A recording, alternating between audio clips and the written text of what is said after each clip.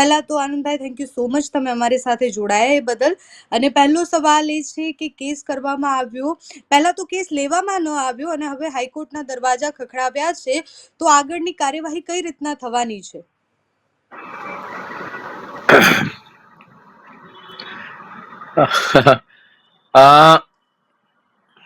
દેવાયતને ગુજરાત હાઈકોર્ટની અંદર ચાંગોદર પોલીસ સ્ટેશનના પીઆઈ અને અન્ય પોલીસ અધિકારીઓ જેમણે પોતાની ફરજ નિભાવી નથી તેની સામે એક્શન લેવા માટે અને સાથે સાથે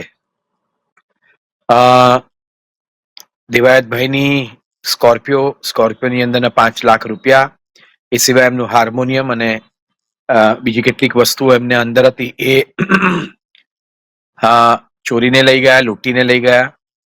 એમના ડ્રાઈવર કાનાભાઈને મારીને ભગાડી દીધો, મારી નાખવાની ધમકી આપી, કારણ કે દેવાયતભાઈ ડાયરાના કાર્યક્રમમાં હાજર ન રહી શક્યા. અને પોલીસમાં 17 કલાક ઉભા રહ્યા પછી ફરિયાદ નોંધી નહીં, પછી કે અરજી આપીને જાઓ. અરજી પ્રમાણે આજે ગુનાને એટલે બન્યો પ્રસંગને બન્યા 5 દિવસ થયા, અરજી આપ્યાને 3 દિવસ થયા. આ પોલીસ રાજકીય પ્રેશર કે સામાજિક પ્રેશરને કારણે કશું કરી નથી રહી. ગઈકાલથી મેસેજ આવે છે કે ભગવતભાઈ અને તેમના કુટુંબીજનોએ આ જીપ જે છે એ કાં તો પોતાની પાસે ક્યાંક છુપાડીને રાખી છે દેવાયતને સજો કરવા માટે, અને બીજા ગામમાં કેટલાક લોકો એવું કયા કરે છે કે એ જ દિવસે સવારે જીપ જે છે તેમાં પથ્થરા નાખીને સનાથલ ગામના તળાવમાં એને ડૂબાડી દીધી છે. હવે બકરી કોઈ ચોરીને લઈ ગયું તો એફઆઈઆર થાય એવું સુપ્રીમ કોર્ટ કે છે. આજે ગાય ભેંસ જતી રહી હોય, તમારા ઘરમાં ચોરી થઈ હોય તો એફઆઈઆર થાય. એટલે બહુ તો પોલીસ ઘરેણાના આપણે બિલ માગે, પણ એફઆઈઆર તો થાય કે ભાઈ મારે ત્યાં ચોરી થઈ છે. અહીંયા તો ચોરી કરતા પણ વધારે થયું છે કશુંક. ડાયરામાં ભાગ ન લઈ શક્યા એ કદાચ નૈતિક રીતે ખોટું હશે અને એમના એરર ઓફ જજમેન્ટ હતું, કારણ કે પીપળાવથી અહીંયા આવતા આવતા એમને મોડું થયું. પણ એનો અર્થ એ નથી કે ડાયરાના આપણે આયોજકો જે છે એ એમને કોર્ટમાં લઈ ગયા વગર પોતે જ સજા કરે અને જીપને ચોરી લઈ જવી અને કે પછી તળાવમાં નાખી દેવી એ વ્યાજબી નથી. એટલે આ પ્રકારના માથાભારે કૃત્યમાં પણ જો પીઆઈ ચૌધરી એવું કહેતો હોય કે ભગવતભાઈ એમના નાના ભાઈ અને એમના ભત્રીજાને એફઆઈઆર માંથી કાઢી નાખો તો અમે એફઆઈઆર લઈએ, એટલે અમે પૂછવા માંગીએ છીએ પીઆઈ ચૌધરીને કે ભાઈ તારી સત્તા શું છે? તું છે કોણ ભાઈ? હા, નક્કી કરનારો કે આરોપી કોણ છે ને આરોપી કોણ નથી? હા, તમે કાં તો આપણે આરોપીઓને કાઢી નાખો અને આને રાખો એની વાત કરો, અથવા તો તમે એમ કહો સમાધાન કરો. અમારે નથી સમાધાન કરવું. અમારે જે ફરિયાદ મારા ડ્રાઈવરે આપી છે, જે એની સાથે વીત્યું છે દાનાની એટલે દેવાયતની ગેરહાજરીમાં, તે એફઆઈઆર માં લખેલું છે. અને એક જ પ્રશ્ન એ પૂછે છે કે મહેન્દ્ર પાસેથી પૈસા આપીને ખરીદેલી આરટીઓમાં મારા નામે રજીસ્ટર થયેલી મારી સ્કોર્પિયો ક્યાં છે? બરાબર, પૈસામાં ના પડીએ, માની લો કે પૈસામાં તમે અત્યારે નથી પડતા, એવું નથી કે દેવાયતના પૈસા નતા હતા જ, ના પડી, મારી જીપ ક્યાં છે સાહેબ એટલું મને કહો ને, મને શોધી આપો. હું તમને સ્પષ્ટપણે આક્ષેપ મૂકું છું કે આ લઈ ગયો છે, પણ આપણે એફઆઈઆર પણ નોંધવાની નહીં અને બીજી કોઈ તપાસ કરવાની નહીં, એ વ્યાજબી નથી ને. એટલે અને પછી આજે 5 દિવસ પર તમે એક અરજી લો, 17 કલાક બેસાડ્યા પછી અરજીને આપણે જીપ મળતી નથી, અત્યારે જીપ શોધવાનો પ્રયત્ન કરે છે. એટલે બાપા જીપ શોધવાનો નથી કરવો, કોગ્નિઝેબલ ઓફેન્સ છે તો પહેલા તમારે એફઆઈઆર રજીસ્ટર કરવી પડે, તમારે નથી કરવી. કેમ? અને પીઆઈ ચૌધરી કોણ? ડીવાયએસપી કોણ? એસપી રૂરલ કોણ? આટલી પોલીસને ખાખી વેશની અંદર સત્તા કોણે આપી? તમારી સત્તાનો ઉપયોગ તમારે ગુના રોકવા માટે કરવાનો છે, ગુનાને છાવરવા માટે નથી કરવાનો. અહીંયા તમે ગુનાને છાવરી રહ્યા છો. એટલે અમે હાઈકોર્ટની અંદર 2 હેતુથી ગયા. એક, એફઆઈઆર રજીસ્ટર કરાવો, મારી જીપ શોધો, અને બીજું આ પોલીસો નિષ્ક્રિયતાના કારણે, રાજકીય અને સામાજિક પ્રેશરને કારણે પોતે એફઆઈઆર નથી નોંધતા, એટલે આ પ્રક્રિયામાં એ પોતે પણ આરોપી બની ગયા. એટલે એમની સામે પણ એફઆઈઆર કરો, ડિપાર્ટમેન્ટલ એક્શન કરો અને એમની સામે પગલા લો, તો જ દ્રષ્ટાંત બેસશે. એ દેવાયત આટલો જાણીતો વ્યક્તિ, બરોબર છે, પણ એમાં જો આવું થાય તો સામાન્ય માણસની આ ગુજરાતમાં પરિસ્થિતિ શું થતી હશે? અને પોલીસ ઇન્સ્પેક્ટરે એફઆઈઆર ના નોંધી, એસપી પાસે ગયા, આઈજી પાસે ગયા, અને છતાં પણ કશું નહીં થતું. બરોબર, એટલે હવે આ જરા વધારે પડતું થઈ રહ્યું છે. અને ઠેર ઠેર લોકો કહી રહ્યા છે કે સાહેબ, આ પોલીસો એમ કે છે અરજી આપીને જાઓ, અમે જોઈ લઈશું. એવું ના ચાલે. સુપ્રીમ કોર્ટની બંધારણીય બેન્ચ એવું કે છે કે કોઈ આ વ્યક્તિ આવીને ફરિયાદ કરીને એવું કે આ પ્રકારનો ગુનો થયો છે અને એ પ્રથમ દ્રષ્ટિએ કોગ્નિઝેબલ ઓફેન્સ હોય તો તમારે રજીસ્ટર કરવું જ પડે. એફઆઈઆર નહીં કરવાનું તમે નક્કી નથી કરી શકતા. આ તો નામદાર ગુજરાત હાઈકોર્ટ માં લોકો આ પ્રકારની પિટિશન લઈને જાય તો કોર્ટ એમ કે છે કે આ રેપ્રેઝન્ટેશન ટુ બી ડિસાઇડેડ, અથવા તો તમે કહો છો કે તમે નીચલી કોર્ટમાં જાઓ. જ્યારે સુપ્રીમ કોર્ટની બંધારણીય બેન્ચ એવું કે છે કે if cognizable offense is made out, it has to be registered. That law is binding upon everybody. તો શું બંધારણનું, એટલે સુપ્રીમ કોર્ટની બંધારણીય બેન્ચનું એફઆઈઆર રજીસ્ટર કરવાનું જજમેન્ટ એ ચાંગોદરના પીઆઈ ને લાગુ નથી પડતું કારણ કે ભગવતસિંહજીનું ફેમિલી છે? હા, તો ભારતની બંધારણની કલમ 14 એવું કે છે કે equality of law and equal protection of law. કાયદો સર્વને માટે સમાન છે અને કાયદાનું પ્રોટેક્શન સર્વને સમાન જ મળવું જોઈએ. તો શાને માટે દેવાયત અને તમે ભગવતસિંહજીની વચ્ચે ફરક કરો છો? શાને માટે તમે છાવરો છો?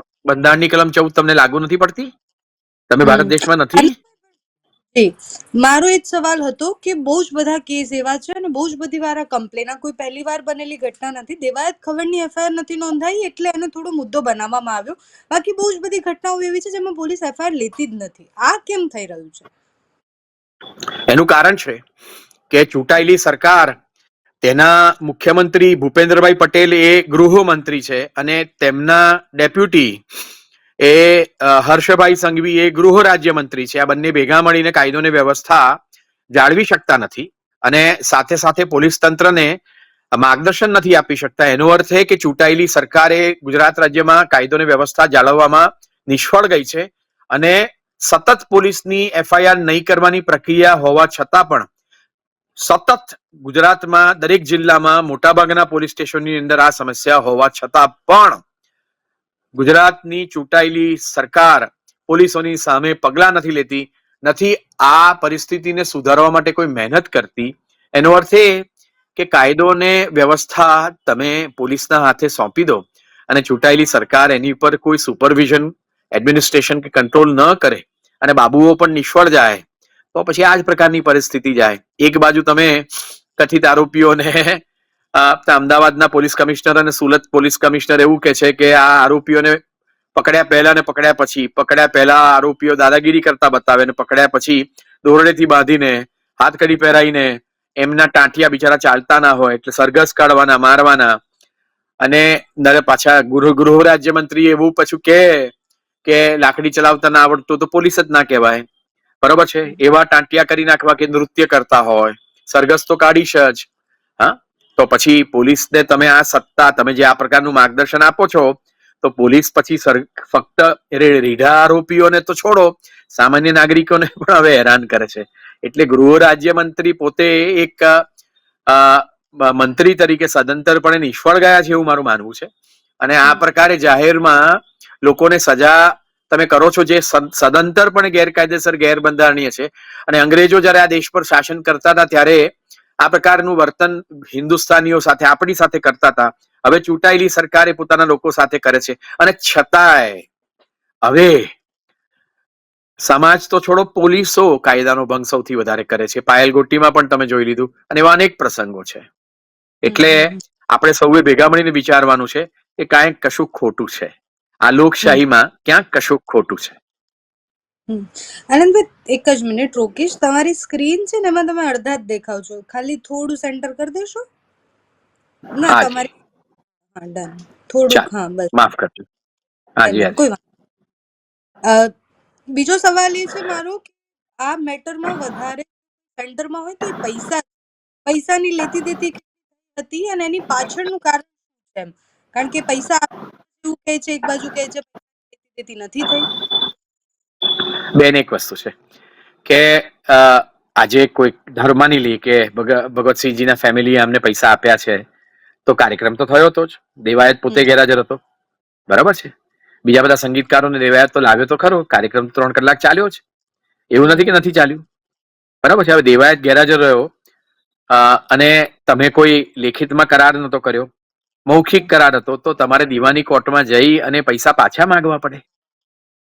ઓરલ કોન્ટ્રાક્ટના ભંગ બદલ ડેમેજીસને માટે તમારે જવું પડે, પણ આપ દીવાની પ્રકારના ગુનાને દાસ્તા તમે દાવા કર્યા વગર ભગવતસિંહજી અને તેમનું ફેમિલી છે એ કાયદો પોતાને હાથમાં લઈને કોર્ટને સજા કરવાની જગ્યાએ પોતે સજા કરે, તો આજે ભગવતસિંહજી કરે છે, કાલે બીજા કોઈ પોતાના હાથમાં કાયદો લઈને કોઈને સજા કરશે, એટલે બે નાગરિકોમાં એક નાગરિક પીડિત અને એક નાગરિકને તમારે આપણે સજા કરવાની. એવું ક્યાં સુધી ચાલશે? હા, આ તો બિહાર અને ઉત્તર પ્રદેશ જેવું થયું કે તમે શક્તિશાળી છો તો તમે તમારા પૈસાથી, તમારી શક્તિથી, તમારી રાજકીય ઇન્ફ્લુઅન્સથી અને તમારી પાસે લોકોની ફોજ છે એટલે તમે ગમે તેને સજા કરશો કારણ કે તમારી સાથે નથી અથવા તો તમારો વિરોધી છે. એવું ચાલે નહીં ને. ઓકે, છેલ્લો સવાલ છે, હાઈકોર્ટ થી શું અપેક્ષા, કેટલા મુદ્દાઓ લઈને જવાના? હાઈકોર્ટ અને સુપ્રીમ કોર્ટ એ બંધારણીય અધિકારોનું રક્ષણ કરનારી કોર્ટ છે ભારતના સંવિધાન પ્રમાણે, અને અમે કહીશું કે અમારી સંપત્તિ કોઈ કે ડ્યુ પ્રોસેસ ઓફ લો વગર લઈ લીધેલી છે એની સામે એફઆઈઆર કરવી પડે. રાઇટ ટુ લાઈફ અને nobody can be deprived of right to life and his property without following due process of law. તો મારા બંધારણીય અધિકારો જે છે એનો ભંગ થાય એવું કેવી રીતે ચાલે? અને નામદાર કોર્ટ પાસેથી અમે લોકો અપેક્ષા રાખીએ છીએ કે આ પ્રકારના કેસમાં એક દ્રષ્ટાંત સાબિત કરે, પોલીસની સામે પણ પગલા લે અને આરોપીઓની સામે એફઆઈઆર કરવાનું અને એમની સામે કાયદાની મર્યાદા માનીને પગલા લેવાનું. અને મારી જીત સરકાર પોલીસને શોધવી તો પડે ને. અત્યારે તો એ ચોરીનો માલ છે, લૂંટનો માલ છે, ક્યાં છે ભાઈ? શોધવો તો પડે તમારે. હા, 4 પૈડા વાળી 20 લાખની 22 લાખની સ્કોર્પિયો જીપ છે તે અચાનક ગુમ થઈ જાય એવું ચાલે? અને આ તો સામા આપણે દેવાયત જેવો મોટો 10 લાખ લોકો જેને ફોલો કરે છે એવો મોટો સાહિત્યકાર અને સંગીતકાર અને ગાયક છે, એની સાથે તમે આવું કરતા હશો તો સામાન્ય લોકો સાથે તમે શું કરો? શાને માટે તમે કરો? આવું ના ચાલે ને. આ પોલીસને પ્રોત્સાહન કોણ આપે છે? શાને માટે? અને 2-3 દિવસથી પોલીસ પગલા નથી રહી એની સામે અવાજ ઉઠાવવામાં આવે છે છતાં પણ પોલીસ સ્ટબન છે. કેમ? આટલી બધી શક્તિ પોલીસની પાસે ગુનો કરવાની ક્યાંથી આવી?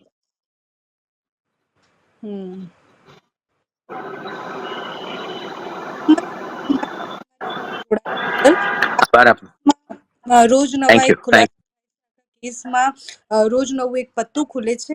જ્યારથી દેવાયત ખબર મોરેની જે લડાઈ હતી ત્યારથી ખૂબ ચર્ચા છે. વધુ એક લડાઈ પહોંચ્યા છે, હાઈકોર્ટ થાય છે, આગળ કેસમાં શું થાય છે એ જોવાનું રહ્યું. ધન્યવાદ.